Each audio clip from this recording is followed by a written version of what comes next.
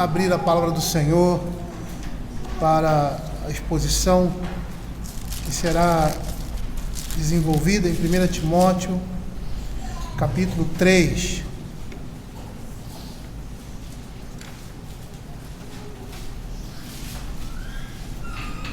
Versos de 1 a 7.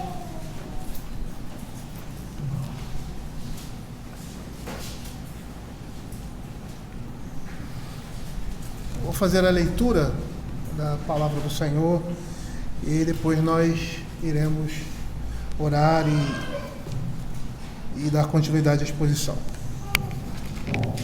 Fiel é a palavra, digna, e se alguém aspira ao episcopado, excelente obra almeja. É necessário, portanto, que o bispo seja irrepreensível, esposo de uma só mulher, temperante, sóbrio, modesto, hospitaleiro, apto para ensinar, não dado ao vinho, não violento, porém cordato, inimigo de contendas, não avarento, e que governe bem a própria casa, criando os filhos sob disciplina com todo respeito.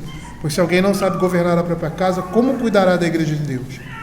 Não seja neófito, para não suceder que se ensoberbeça e incorra na condenação do diabo. Pelo contrário, é necessário que ele tenha bom testemunho dos de fora, a fim de não cair no opróbrio e no laço do diabo. Vamos orar mais uma vez, pedindo a direção do Senhor para a exposição da sua palavra. Senhor, queremos te agradecer, ó Pai, mais uma vez por estarmos aqui nesse dia, terminando esse dia do Senhor, ó Pai, ouvindo, Senhor, a tua palavra e instrução para as nossas vidas. Que o Senhor esteja falando ao nosso coração através da tua palavra e nos ensinando e trazendo, Senhor, a nós coisas novas, ó Pai, abrindo os nossos olhos, o nosso entendimento para as verdades que estão manifestadas aqui. É o que nós pedimos, Senhor, em nome de Jesus. Amém. Como eu já havia dito, nós já expusemos algumas vezes esse texto. É lógico que nós, nessa exposição, estamos inserindo algumas coisas a mais, né? Nem sempre a mesma pregação segue o mesmo comportamento, né? Ou exposição anterior. A gente sempre acrescenta alguma coisa a mais. Mas interessante é que esse tipo de ensinamento é um ensinamento que nós devemos repetir na igreja constantemente. Principalmente quando nós temos eleição para oficiais da igreja. E ano que vem nós teremos eleição para oficiais da igreja. Então essa palavra agora ela cai como uma luva no contexto em que nós nos inserimos, né, preparando-nos, a igreja e cada um de nós, aqueles que se sentem chamados a esse ofício, preparando-nos para abraçar conforme a palavra de Deus. E a gente vai perceber que nesse capítulo, no capítulo 2 e o capítulo 3, nós nos estendemos um pouco, né? E aí a gente vê o propósito, às vezes o propósito daquele que está aqui à frente, qual a perspectiva com relação ao texto bíblico, né? Porque eu poderia, como já falei anteriormente, quando estava falando ali sobre a questão das mulheres, no culto, os homens, a oração, eu poderia passar simplesmente por essas coisas rapidamente, tocando em cada uma delas, seria uma boa exposição também, mas eu quero me deter, às vezes posso ser até um pouco cansativo, não eu, não a palavra, mas eu. Mas é importante que nós precisamos entender como essas coisas devem funcionar na igreja. Porque a vida da igreja está relacionada a isso. O apóstolo Paulo diz claramente a Timóteo, vai, ensina essas coisas, porque se eu não estiver presente para ensinar, a igreja vai conhecer aquilo que ela deve fazer por meio de você. É isso mais ou menos que ele diz no verso 15, para que se eu tardar, fique ciente de como se deve proceder na casa de Deus, que é a igreja de Deus vivo, coluna e baluarte da verdade. E às vezes nós olhamos para esse texto e pensamos assim, a Escritura está falando somente para a questão da liderança. Não. Por mais que a perspectiva aqui seja com relação aos oficiais da igreja, presbíteros, diáconos, esposas de presbíteros, esposas de diáconos, ele está falando para o crente, porque o que nós temos aqui é exigido de cada um de nós, em especial aos homens. É lógico que algumas especificações ou virtudes aqui servem para o crente de uma maneira geral. Como você vai falar sobre a questão da temperança, da sobriedade, como já falamos, a modéstia, servem para o crente geral. Mas é uma palavra específica para os homens da igreja, não somente para os oficiais da igreja. Porque você pode ter todas essas qualificações e não ser chamado para esses ofícios. Mas o que se exige de nós, como homens e como crentes, naquilo que toca a cristandade de uma maneira geral, todos nós devemos olhar para essas coisas, para essas virtudes, para essas admoestações em virtudes, e tomarmos essas virtudes para nós mesmos, ou seja, para si. Nós anteriormente vimos até o verso 2, quando ele diz assim: era necessário, portanto, que o bispo seja irrepreensível, esposo de uma só mulher, temperante, sóbrio, modesto. Nós paramos aí. E agora nós vamos dar continuidade nessas qualificações, nessas virtudes, que, volto a repetir, devem estar presentes nos líderes, nos oficiais da igreja, mas devem também estar presentes em todo crente, em especial em todos os homens cristãos. Então nós devemos olhar para essas virtudes, para isso que a palavra de Deus fala, e tomar para si, independente de você almejar o episcopado, o diaconato, ou qualquer tipo de liderança na igreja, olhar para essas coisas como se fosse para nós, porque esse é a perspectiva. Então nós vimos até modesto requisitos que relacionam-se com a moral cristã. E agora vamos perceber alguns requisitos que se relacionam de forma definida com a igreja. E o primeiro dessa lista, continuando a lista, é hospitaleiro. É necessário, portanto, que o bispo seja hospitaleiro. E a hospitalidade era uma prática muito comum na igreja primitiva. Era vexatório para pessoas honestas se hospedarem em estalagens. Naquele tempo, muitos eram perseguidos por causa do evangelho, e a casa dos bispos tornava-se um refúgio para esses exilados. As estalagens e hospedagens da época também eram lugares muito perigosos por vezes. E os bispos aqui abrem caminho para que outros crentes usassem da hospitalidade com que essas pessoas necessitavam. Viúvas, órfãos, que muitas vezes dependiam da bondade de parentes e amigos. As ferozes perseguições que ocorriam, e por vezes as pessoas recebiam irmãos em Cristo em suas casas. Quando, por exemplo, mensagens de um setor da igreja, da cristandade, tinham de ser entregue em outro lugar, eles mandavam um mensageiro pessoal, e às vezes as viagens eram longas demais, e eles precisavam de um local para passar a noite, para passar algum tempo, para que a sua missão seja completada. Pregadores ambulantes, muitas vezes, tinham a necessidade dessa hospedagem, como o apóstolo Paulo e seus companheiros de viagem.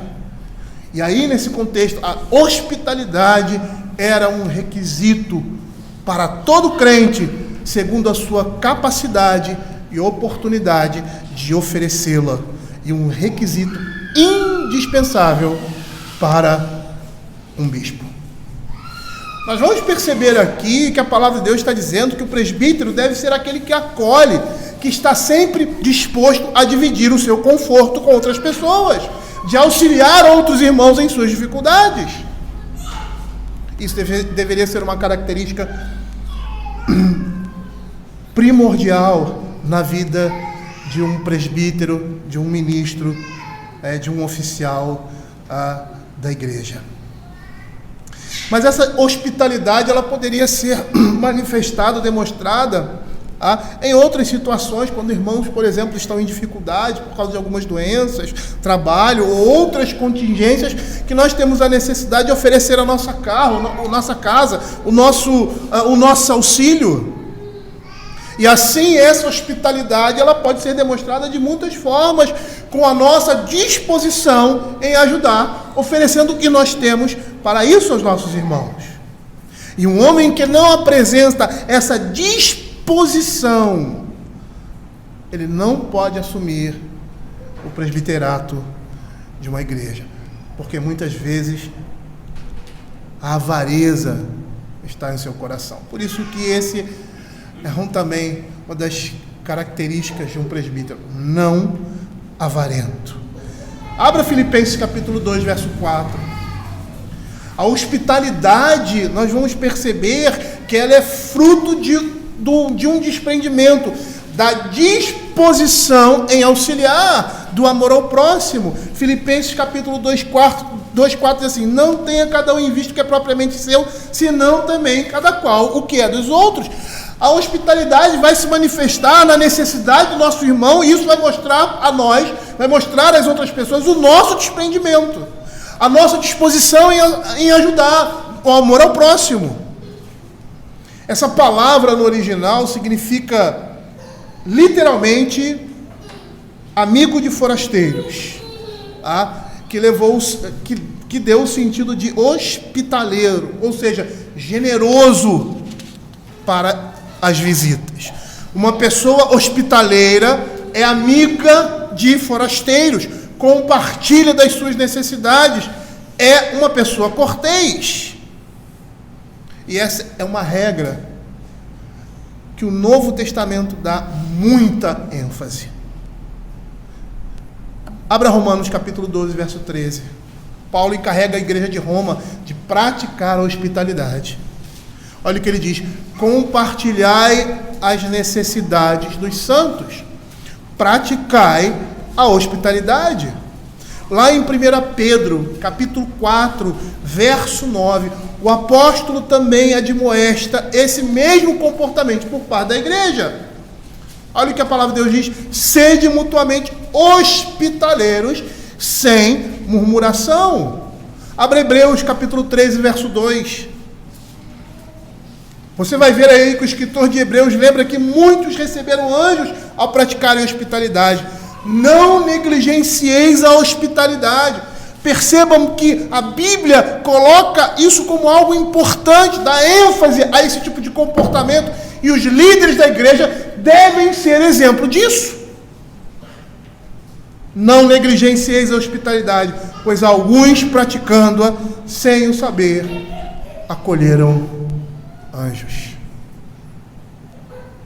Os exemplos de hospitalidade na Bíblia são vários, vão demonstrar, e essa não é a nossa perspectiva, que quem ganha, quem lucra mais com esse tipo de comportamento, não é aquele que é recebido, mas é aquele que acolhe. Como tudo na Escritura, o princípio é esse: dar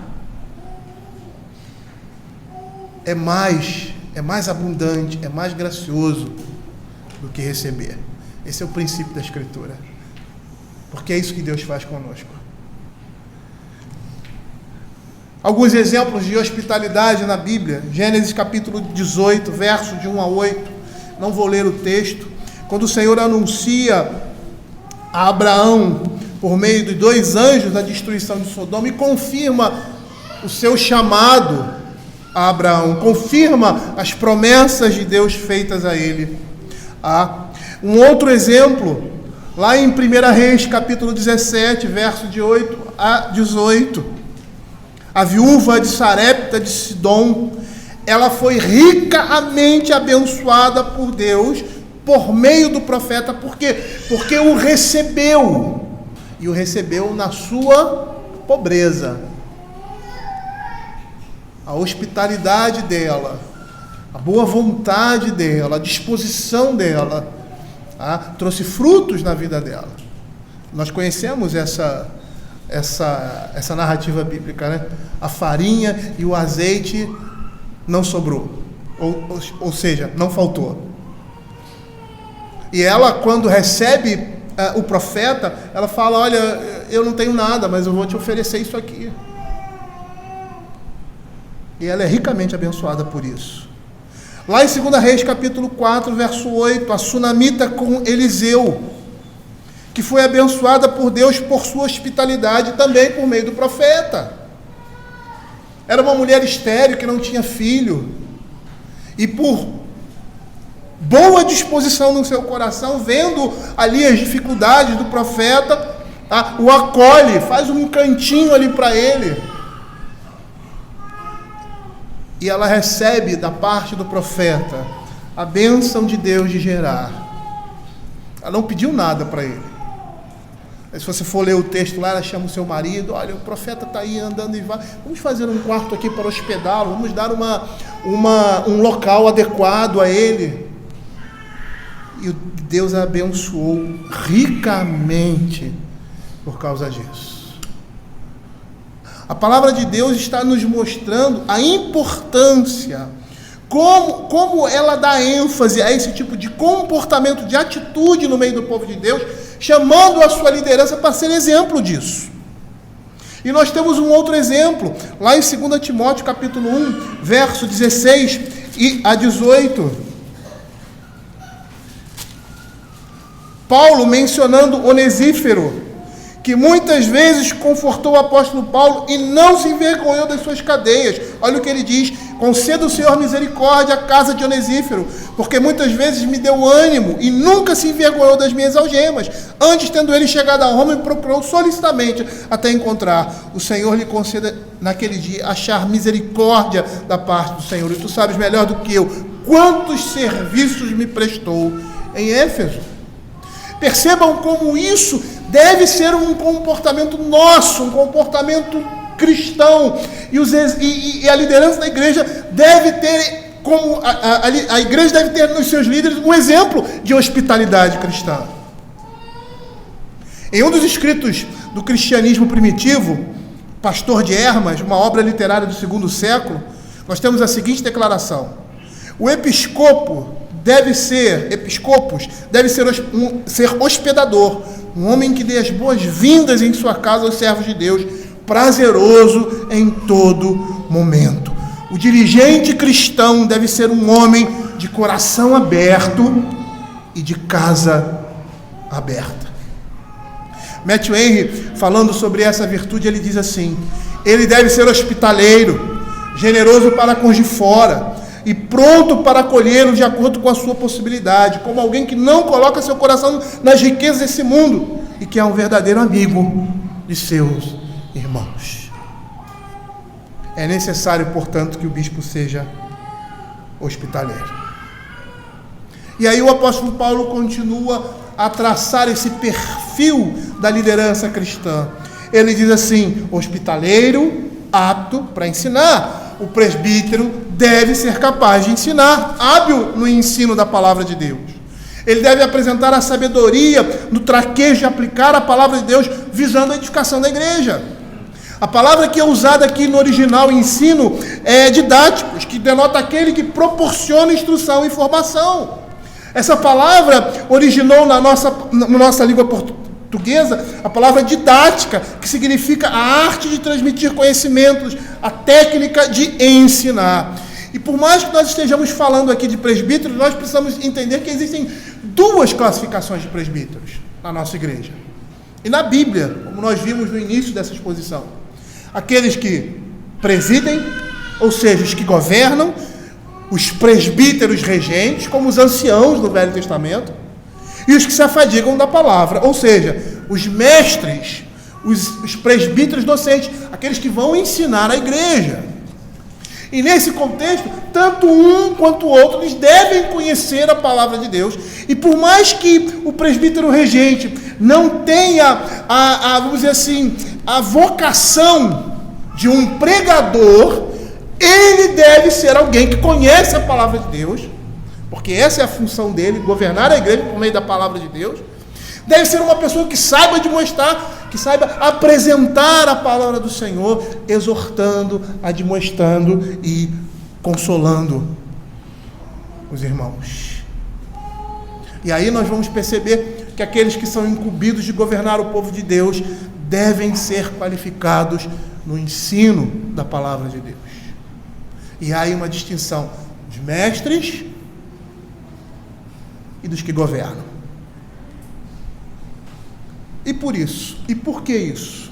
Porque é inconcebível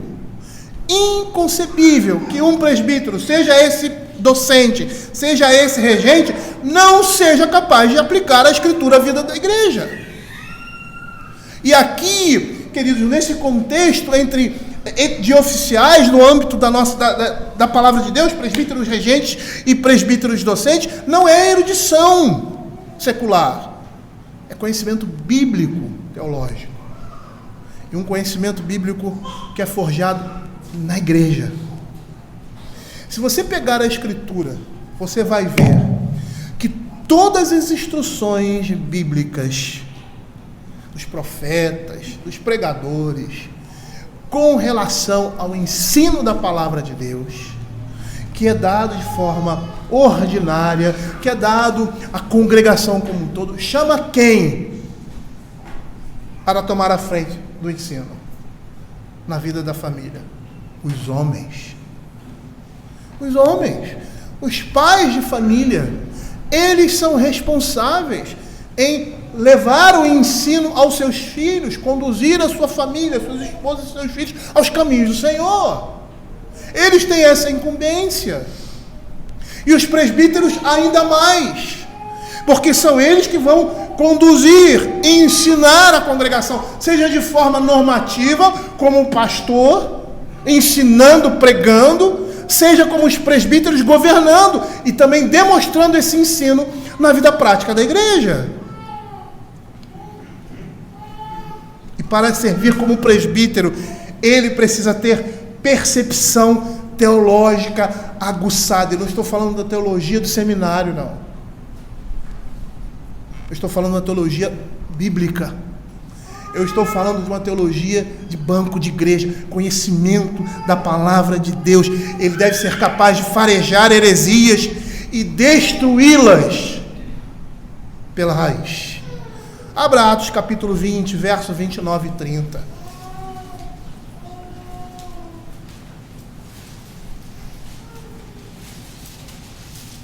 Não é que o presbítero regente não possa e não deva se aprofundar numa teologia, vamos dizer assim, acadêmica. Muitas vezes essas coisas vão se chocar. O conhecimento bíblico que deve ser dado por meio dos mestres da igreja, é isso que deve fomentar e alimentar esses homens que vão dirigir a igreja no futuro, sejam esses pastores ou sejam esses presbíteros regentes. Olha o que diz Atos capítulo 20, verso 29 e 30. Eu sei que depois da minha partida, entre vós penetrarão lobos vorazes, que não pouparão em rebanho, que dentre vós mesmos se levantarão homens falando coisas pervertidas para arrastar os discípulos. Atrás dele é a responsabilidade dos presbíteros estarem atentos, não somente ao perigo que vem de fora, como o perigo também que vem de dentro.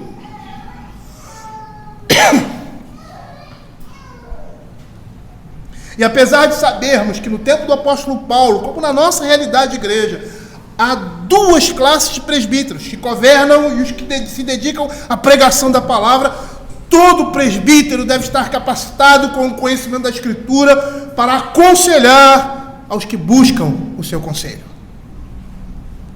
E aí no nosso contexto da nossa igreja, é inadmissível um presbítero desconhecer as confissões da igreja, os catecismos, a teologia básica que sustenta a nossa fé.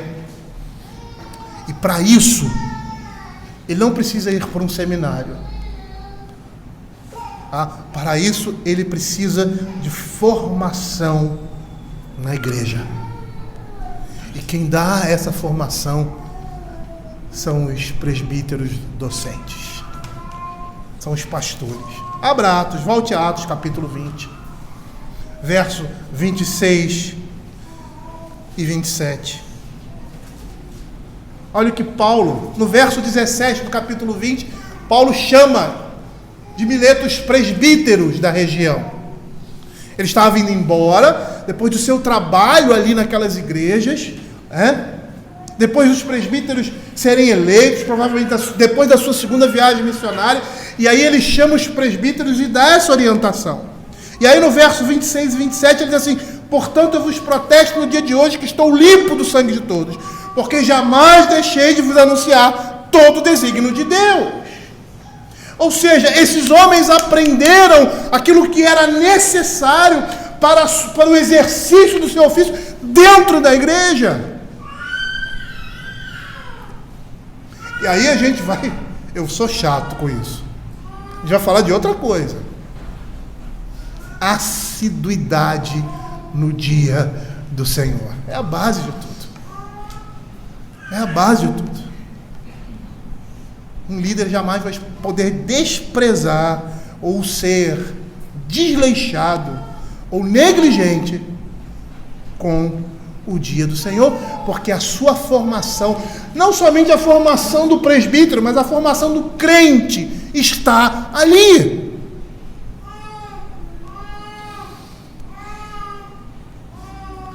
Infelizmente, essa não é uma realidade. Ou seja, a igreja não é um celeiro para a liderança e muitas vezes nem para a cristandade. Porque você passa anos numa igreja e você sai de lá da mesma forma que entrou. Você conhece todas as histórias bíblicas, mas você continua na mesma situação da sua vida espiritual. Você não desenvolveu, você não cresceu, porque a palavra não foi pregada com profundidade e com fidelidade. Abra 2 Timóteo capítulo 2, verso 2.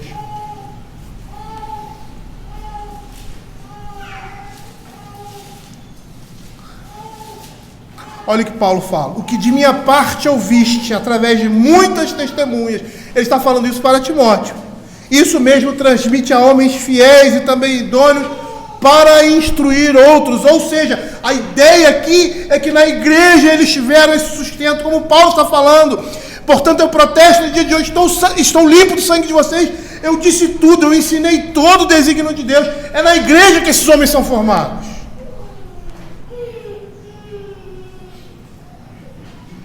E para que isso aconteça, nós precisamos ter púlpitos fortes. Pastores que estejam compromissados com a verdadeira exposição da palavra. Porque uma coisa eu vou dizer de mim, antes de ser ministro.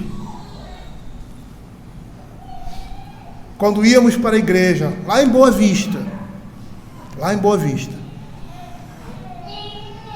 apesar de toda a minha formação cristã básica, se a gente pode dizer assim, vem dos meus pais da igreja, com todas as deficiências que nós conhecemos hoje. Mas lá em Boa Vista, todo domingo, toda quarta-feira, eu sabia que eu ia para a igreja e que eu ia voltar preenchido. Eu sabia que eu ia ouvir a palavra de Deus e que eu seria impactado por ela. Que não seria um tempo perdido, mas seria um tempo precioso. As quartas-feiras, só abrir um parênteses aqui para falar de uma coisa que aconteceu muito comigo. As quartas-feiras lá sempre tinha culto de oração e tinha um momento de pregação. E eu era militar, às vezes chegava em casa tarde, em cima da hora do culto, e uma vez o pastor chegou para mim, o pastor Alfredo chegou para mim, e eu não era tão regular, nas quartas-feiras, por causa do trabalho. E aí ele chegou para mim e falou assim, numa das visitas que nós tivemos: Orébio, por que você não vem às quartas-feiras? A igreja, 70% da igreja se reunia às quartas-feiras, 70% da igreja. É lógico que ali você tem um contexto um pouco diferente, mas 70% da igreja estava ali, às quartas-feiras. Aí eu falei, Alfredo, eu chego tarde do trabalho, aquela correria e tal, e às vezes não dá. Ele: faça um esforço. Porque a igreja está reunida ali. E quando a igreja está reunida ali, a bênção de Deus está presente. E por mais que não fosse o dia do Senhor, era um momento de refrigério durante a semana, quando voltávamos de lá. Às vezes eu ia na marra, sem vontade, porque estava cansado. Aquela rotina militar, de acorda às 5 horas da manhã, às vezes 7 horas chegava em casa, e na fronteira a coisa é complicada, às vezes não tinha horário, tinha horário para entrar, mas não tinha horário para sair, e aí chegava em casa correndo, a Simone estava na porta com as crianças, era eu chegar, às vezes eu nem tomava banho, trocava de roupa, ia para a igreja. E muitas vezes eu fui sem vontade, isso é quarta-feira, Porque eu gosto de ressaltar quarta-feira? Porque quarta-feira não é o dia do Senhor, mas era o momento que a igreja estava reunida, E eu ia para a igreja assim, às vezes cansado, sem disposição, mas todas as vezes, sem exceção nenhuma, eu falava para Simone, sem exceção nenhuma, eu voltava, eu falava assim, eu iria me arrepender profundamente se eu não tivesse ido.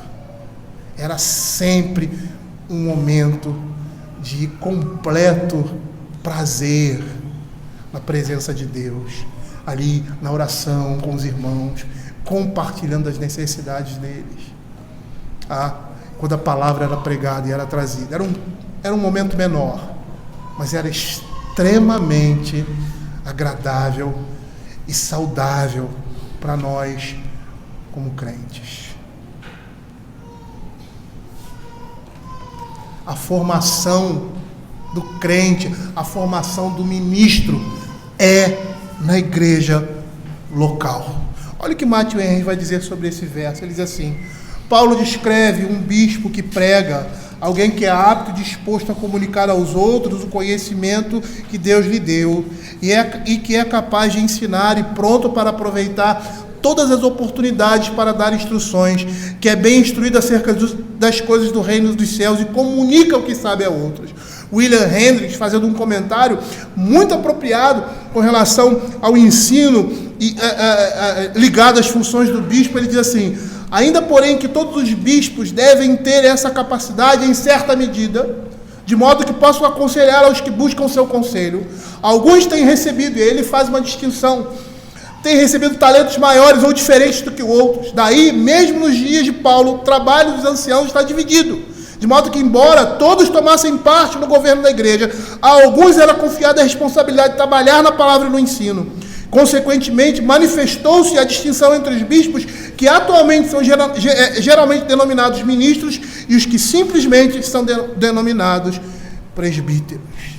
E dentro desse escopo, tanto um quanto o outro tinha que ter a capacidade e a aptidão para o ensino. Uns como mestres, outros como governantes, como presbíteros, regentes. E nós temos esse exemplo nas Sagradas Escrituras. Abra Esdras, capítulo 7, versos de 1 a 6. Nós temos vários exemplos na Escritura de instruções como essas. Aqui nós temos Esdras e seus auxiliares levitas, que ensinavam todo o povo. Esdras capítulo 7, no primeiro verso, diz assim: Esdras, filho de Seraías. Aí lá no verso 5, no finalzinho, este Esdras subiu da Babilônia. Ele era escriba, versado na lei de Moisés, dada pelo Senhor, Deus de Israel. O escriba é aquele que escrevia a palavra de Deus. Eles escreviam, e eles eram versados nessa palavra, porque eles tinham a responsabilidade de escrever essas coisas, para que elas ficassem registradas, por isso que eram chamados de escribas. E muitos desses escribas eram também doutores da lei. Abra aí Neemias capítulo 9, versos de 5 a 8. Percebam aqui que levitas, quem eram os levitas? Os levitas eram aqueles que auxiliavam nas atividades do templo. Eles não eram sacerdotes, eles eram levitas. Eles auxiliavam o sacerdote quando estavam lá oferecendo sacrifício, matando um animal. Eles carregavam a tenda da congregação. Eles montavam as tendas da congregação. Eles precisavam ser separados para exercer esse serviço, mas não eram sacerdotes. E aí você vê aquele caso ali de Corá, Datã e Abirão, quando Moisés diz: vocês têm o levirato sobre si, vocês querem agora serem sacerdotes também. Olha o que diz Neemias capítulo 9, verso 5 a 8, esses homens instruindo. Os levitas, Jesua, Cadmiel, Bani, Asabneias, Serebias, Odias, Sebanias e Petaias disseram: levantai-vos, bendizei ao Senhor vosso Deus de eternidade em eternidade. Então se disse: bendito seja o nome da tua glória, que ultrapassa todo bem dizer e louvor. Só tu és Senhor, tu fizeste o céu dos céus e todo o seu exército, a terra e tudo quanto nela há, os mares e tudo quanto há neles, e tu os preservas, a todos com vida, e o exército dos céus te adora. Tu és o Senhor, o Deus que elegeste Abraão e o tiraste de Ur dos caldeus e lhe puseste por nome Abraão. Achaste o seu coração fiel perante ti e com ele fizeste aliança para dares à sua descendência da terra dos cananeus, dos heteus, dos amorreus, dos ferezeus, dos jebuseus e dos gazeus, e cumpriste as promessas, porquanto é justo. Percebam que eles eram levitas, mas eles tinham um conhecimento da palavra de Deus e eles tinham a capacidade de ensinar e exortar os crentes ali no Velho Testamento. Mas não eram profetas, não eram sacerdotes, eram levitas. O serviço deles era a atividade deles, o ministério era o serviço do templo. Abra Atos capítulo 6. Veja a pregação de Estevão. Estevão não está no templo. Estevão não está reunido na sinagoga. Ele é um diácono. E naquele momento em que ele é assassinado pelos seus algozes por causa do Evangelho, ele faz uma pregação completa de Abraão até Cristo, demonstrando um profundo conhecimento e uma capacidade para exortar e admoestar seus irmãos. Lá nos versos do capítulo 6, 9, finalzinho do verso 9 e no verso 10, diz assim: e discutiam com Estevão, e não podiam resistir à sabedoria e ao espírito pelo qual falava. Embora não fosse um ministro, era alguém que conhecia a palavra de Deus e sabia manejá-la. Isso nos mostra, queridos, que um oficial da igreja, ele deve ter um conhecimento aprofundado do Evangelho. E mesmo que não seja um pastor, ele deve ser capaz de dar um testemunho firme da fé, de uma vez por todas, foi dada aos santos. William Barclay diz o seguinte: a instrução é um dos primeiros deveres do líder e pregador cristão. Em segundo lugar, o ensino melhor e o mais efetivo não se faz falando, mas sim sendo. Nosso dever último não é falar com os homens a respeito de Cristo, mas sim mostrar-lhes a Cristo. Até aquele que não tem o dom da palavra pode ensinar, vivendo de tal maneira que neles os homens vejam o reflexo do seu mestre. Muitas vezes nós circunscrevemos esse ministério, ou seja, o ministério da liderança, como o ministério da pregação, pura e simplesmente. Mas mesmo que esses homens não tenham o dom da palavra, eles têm a capacidade, ou devem ter a capacidade, de trazer a palavra de Deus, de dar uma instrução bíblica, de serem profundos naquilo que dizem. Uma vez eu estava conversando com um rapaz, um jovem, não tão jovem assim, né? E ele estava conversando comigo. E esse rapaz, esse jovem, ou não tão jovem assim, ele era vamos dizer assim, um candidato a ao presbiterato.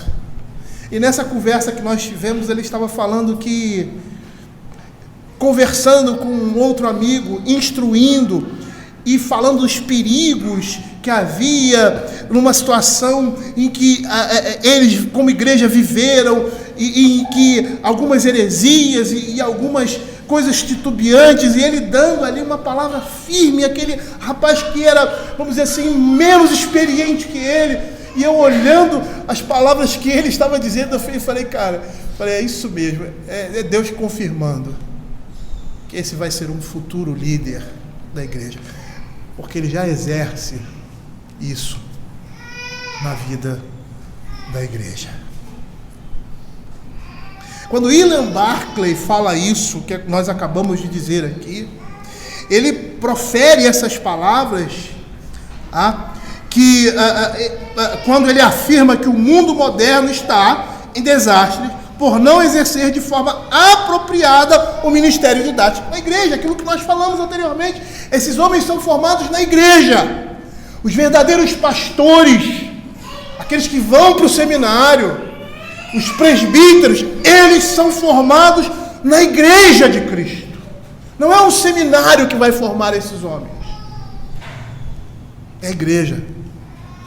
O seminário vai dar ferramentas para esses homens, para que eles se aprimorem no conhecimento que eles já têm da palavra de Deus e na maneira como eles vão executar essas coisas. É por isso que nós vemos muitos pastores deficientes. Por quê? Porque não tiveram formação básica na igreja, não tiveram ensino da palavra de Deus. E aí muitos desses chamados ao ministério abraçam o ministério e vão para o seminário, e muitos vão para o seminário e muitos se perdem de muitas formas. E aonde está o problema? Por que está acontecendo isso? Quando você vai olhar, o problema necessariamente não é do seminário. O problema é das igrejas que estão enviando esses homens completamente despreparados no seu ensino. No seu ensino básico. Barclay, nesse comentário, ele afirma que é de pouca utilidade ensinar alguém a ser cristão quando não se sabe o que significa ser cristão. Ou seja, ele está dizendo que a igreja carece de líderes que sejam exemplos de uma vida cristã autêntica e de igrejas que estejam formando verdadeiros crentes. E aí o apóstolo Paulo continua na sua lista, né? Esposo de uma só mulher, temperante, sóbrio, modesto, hospitaleiro, apto para ensinar. Quando nós olhamos isso aqui, por mais que reconheçamos ser credenciais de um líder, nós percebemos que isso serve para todos os homens. E aí ele diz assim: não dado ao vinho. O presbítero, o bispo, ele não deve ser dado ao vinho. Ou seja, o que isso significa? E muitas vezes nós olhamos o que o texto da Escritura diz com a cabeça que nós temos hoje, ou no mundo em que nós vivemos hoje. O contexto ali do apóstolo Paulo, ele fala para o próprio Timóteo beber vinho por causa do seu problema de saúde. Ele tinha um problema de saúde, não sei qual era o nível desse problema, mas ele diz: beba vinho, para que você, como um remédio, né, para o mal que o acomete. Aquela sociedade, era uma sociedade em que essa bebida era utilizada corriqueiramente. Eu até já falei isso aqui. Eu gosto de um vinho, um bom vinho. Beber vinho para matar sede, complicado, né? Como eles bebiam leite também, eu ia morrer de sede, porque eu detesto leite. E não, para mim, a única coisa que mata a sede é a água. Mas no contexto daquela sociedade, o vinho era algo que eles tinham em sua mesa todo o tempo. E é nesse contexto que ele diz que o presbítero não deve ser dado ao vinho. O que ele quer dizer? Alguém que bebe em excesso. Isso seria indecoroso ao presbítero, resultando em muitas coisas piores, como rixas, atitudes nécias, ausência de castidade e outras coisas que não vale nem a pena mencionar. Por quê? Porque a bebida em excesso está ligada à dissolução. Calvino, comentando Efésios capítulo 5, verso 18, não vos embriagueis com vinho, no qual há dissolução, diz que o desregramento e a dissolução vêm em decorrência da embriaguez.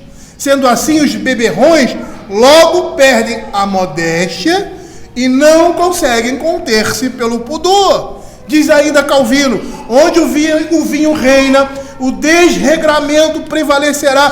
Consequentemente, todos os que cultivam algum respeito pela moderação e decência devem fugir e abandonar a bebedice. E Paulo está falando aqui claramente que aquele que não pratica a temperança, e essa é a ideia aqui, não tem direito a um lugar de presbítero. E nós vamos perceber que na Escritura, com respeito a beber vinho, a Escritura evita hoje extremos. Ela não proíbe o beber vinho. Ela chama atenção para os extremos. Porque um bebedor de vinho, uma pessoa dominada pela bebida, um ébrio, não pode ser um bom presbítero. É interessante se você olha a Bíblia, e em especial o livro de Provérbios, você vê quantas recomendações com relação ao vinho. Por quê? Por que tantas? Porque era algo que estava à mesa, algo de fácil acesso. E era interessante que a bebida naquele tempo era tão forte. O que eles faziam? Eles misturavam, o vinho que eles tomavam, eles misturavam água. Colocavam não sei quanto, mas uma porção demasiada de água para que o vinho se tornasse mais leve. Por isso tantas recomendações. Por quê? Porque havia um perigo maior.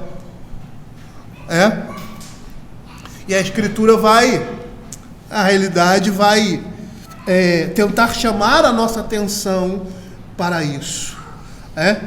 Falando de bebidas inebriantes, tanto de forma favorável, quanto de forma desfavorável.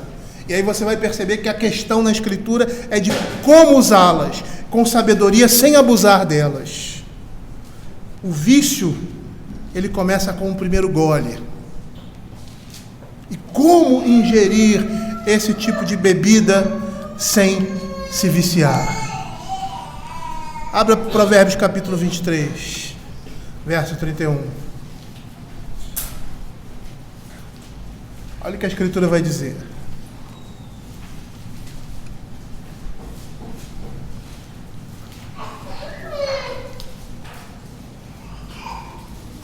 Esse texto aqui, eu vou desenvolvê-lo mais adiante.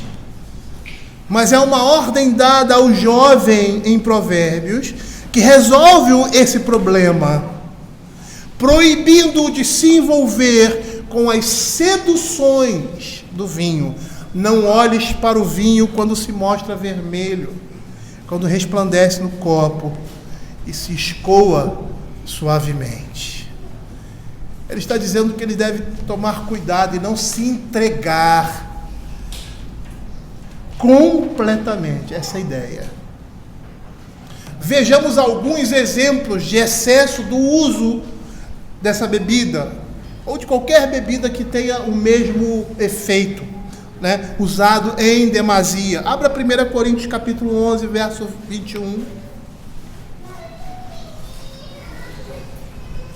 Olha o que a Escritura vai dizer. Porque ao comerdes, cada um toma antecipadamente a sua própria ceia, e há quem tenha fome, ao passo que há também quem se embriague.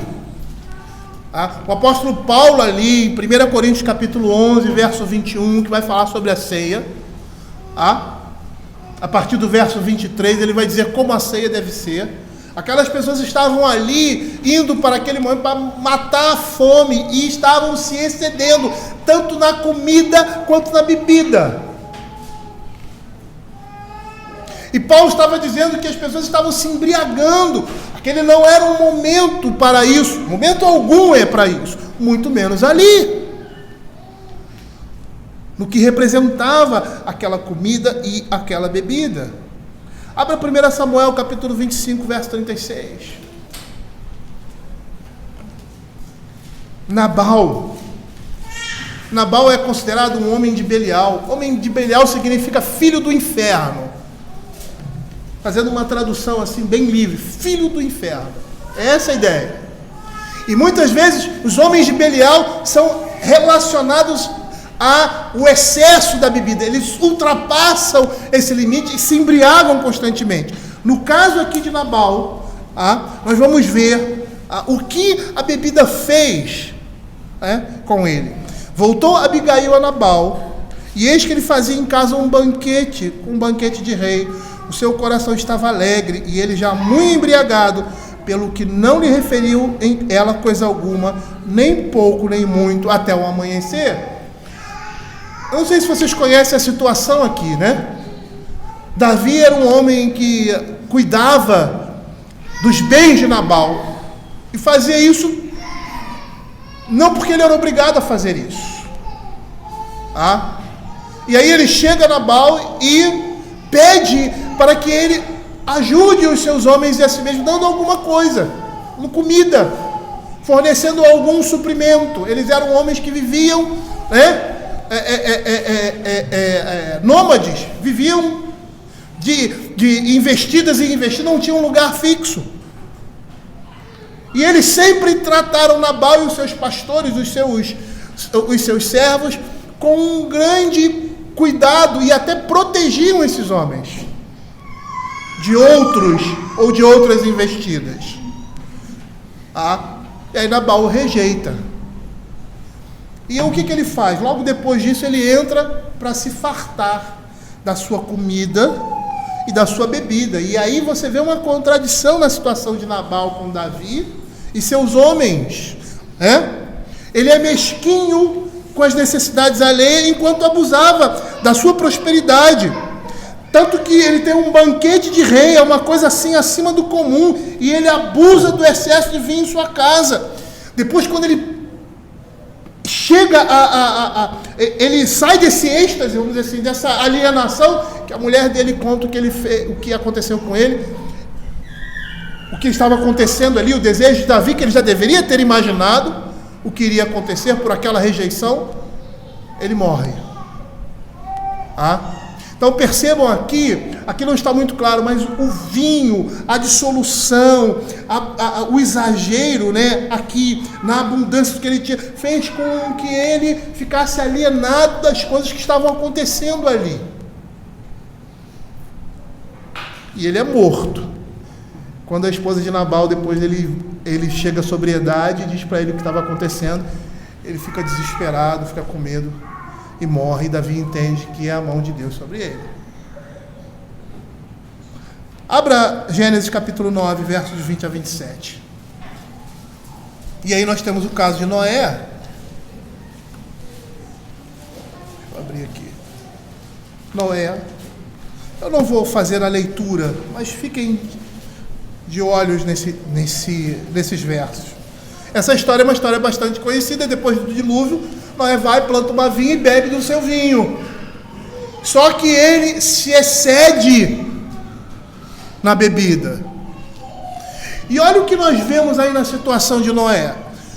Ele bebeu sem moderação, e os que bebem sem moderação acabam passando vexames e vergonha. e se expondo a situações obscenas e indecorosas, por causa do uso excessivo da bebida.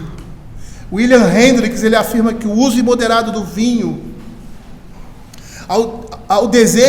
afirma que do uso moderado do vinho ao desejo de travar um combate com alguém, há apenas um passo. E Sêneca, um escritor latino, ele diz assim: o vinho acende a ira. Uma pessoa tomada pelo vinho torna-se uma pessoa violenta. Tanto que o apóstolo Paulo faz essa ligação: não andado ao vinho, não violento. E aí vamos voltar a Provérbios capítulo 23, versos 29 a 30. Veja a mesma relação aqui em Provérbios, das consequências desastrosas do uso imoderado da bebida. Ele diz assim, verso 29, para quem são os ais, para quem os pesares, para quem as rixas, para quem as queixas, para quem as feridas sem causa, e para quem os olhos vermelhos, para os que se demoram em beber vinho, para os que buscam bebida misturada. Veja o verso 32 desse capítulo. Pois ao cabo morderá como a cobra e picará como o basilisco. A ideia aí é que a consequência daqueles que se deixam levar pelo vinho trilham um caminho de violência e vão lamentar por isso. Calvino, em seu comentário, quando ele fala sobre isso, ele entende que Paulo aqui está fazendo um contraste entre o bebedor de vinho com alguém que é manso e bondoso. E por isso ele agora segue falando de alguém, ou seja, do bispo, que não pode ser violento, ou seja, aqueles que fazem ameaças, que têm um comportamento belicoso, e ele liga isso ao uso do vinho. Nós vamos perceber que necessariamente, isso não está ligado, que necessariamente está ligado, mas necessariamente não é uma consequência. Porque você vê pessoas que são violentas, que não são cordatas e que não têm nenhuma relação com a bebida. Mas o contrário é realidade. Todos aqueles que se usam do vinho caem nessas mesmas coisas. Por isso ele diz, não dado ao vinho, não violento. E o homem violento aqui de Paulo é aquela pessoa briguenta, que gosta de uma briga, que gosta de uma discussão, uma pessoa colérica, irritadiça. Perceba que Paulo está ligando uma coisa a outra, mas eu quero mostrar, e a Escritura também vai mostrar, que o homem pode ser violento e pode ser contencioso sem a utilização do vinho, mas ao utilizar o vinho em excesso, ele vai cair nesse tipo de comportamento. Uma pessoa irritadiça, que briga por qualquer coisa, por qualquer motivo, que tem um temperamento contencioso, que tem prazer em contender, em discutir. A origem da palavra não violento significa bater, ferir. E aí, essa palavra gerou esse outro significado que não necessariamente não é literal, mas de alguém que gosta de brigas, alguém que gosta de discussões. E aí esse significado derivado vai muito mais além, porque o homem não violento, ele é avesso a essas coisas.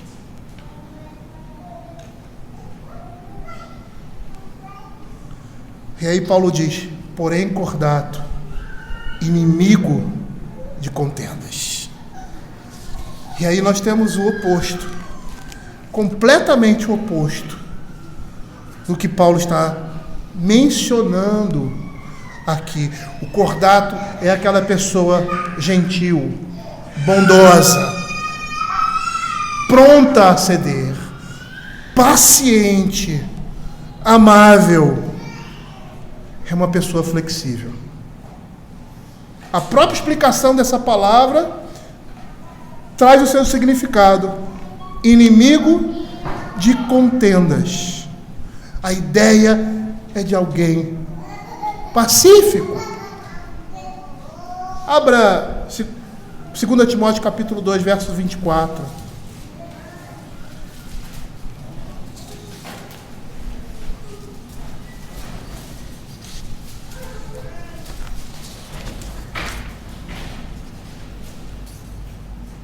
Olha o que a palavra de Deus diz. Ora, é necessário que o servo do Senhor não viva a contender, e sim deve ser brando para com todos, apta para instruir, paciente. E aí, no entendimento do significado dessa palavra, uma pessoa pode não estar disposta a bater em alguém, mas é boa em disputas orais, como sem dúvida eram os inimigos, ou seja, os seguidores do erro em Éfeso. E dessa forma, eles são inimigos de contendas, ou, como esses seguidores, amigos de contendas. 1 Timóteo, capítulo 1, verso 4. Não se ocupem de fábulas e genealogias sem fim, que antes promovem discussões do que o serviço de Deus na fé.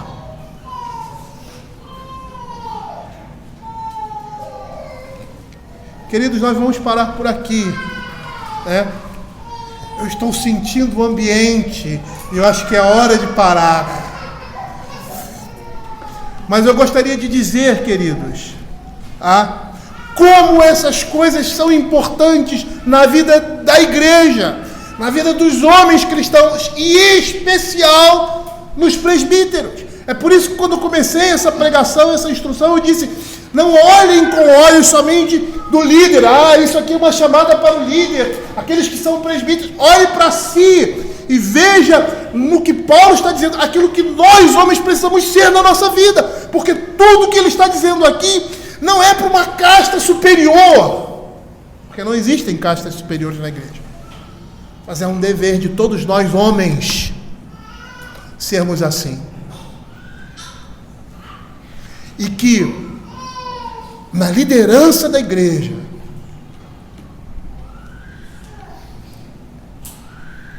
é negado que homens que tenham esse comportamento, ou um desses comportamentos como uma característica sua, estejam à frente do povo de Deus. Lembram quando eu falei no início que seja repreensível? E às vezes nós somos meio tapados, desculpe a expressão, de achar que esses homens em momento algum podem agir assim. E são pecados que nós estamos convivendo todo o tempo.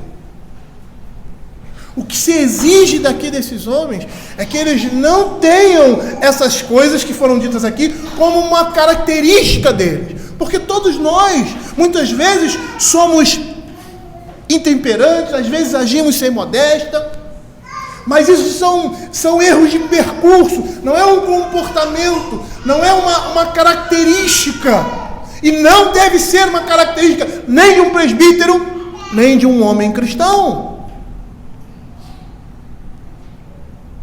E se nós temos esse traço na nossa personalidade, ou essa falha no nosso caráter cristão, nós precisamos lutar contra elas. Mas os presbíteros da igreja não podem ser homens caracterizados ou classificados como tais.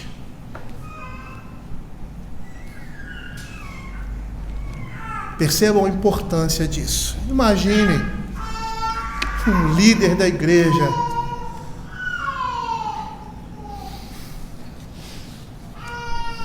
um bêbado. Imaginem um líder de igreja, um homem violento, um homem brigão. Eu conheço, a nossa história de vida cristã e já vi exemplos negativos como esse. É uma vergonha.